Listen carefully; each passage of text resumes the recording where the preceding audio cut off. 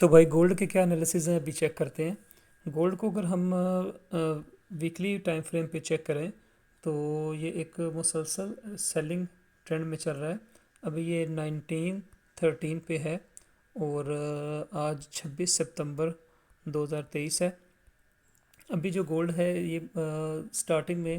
ایک short term میں by کی طرف موو کرے گا 1913 سے 1915 اور 1916 تک موو کرے گا۔ اس کو اگر شارٹ ٹائم فریم میں دیکھیں تو جیسا کہ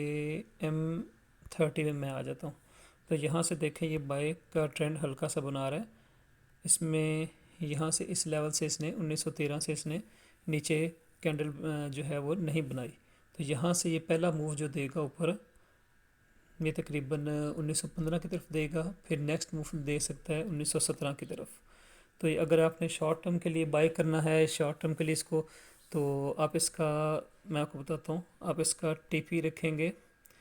فرسٹ ٹی پی رکھیں گے 1915 اور یہاں سے کینڈل کلوز ہونے کے بعد اگر واپس نیچے آتی ہے تو 1913 سے آپ دوبارہ ایک بائی لیں گے جو جائے گی دوبارہ پھر 1915 تک، ٹھیک ہے۔ اور اگر 1914 تک آتی ہے اور اس سے نیچے کینڈل بریک نہیں ہوتی تو پھر 1914 سے ایک بائی لے کے 1918 تک ہولڈ کر سکتے ہیں۔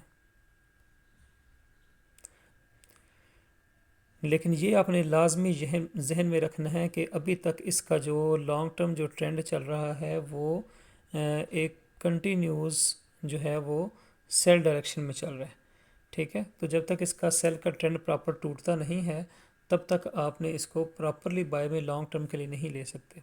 اور سیل کو پراپرلی اس کا ٹرینڈ توڑنے کے لیے کم از کم بھی اس کو موو ہونا پڑے گا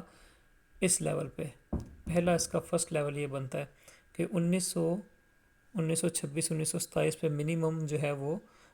ٹچ کرے تو اس کے بعد یہ پراپر بائی میں جائے گا، اور پھر یہ 1932 کو کراس کرتا ہوا 1937 تک جائے گا۔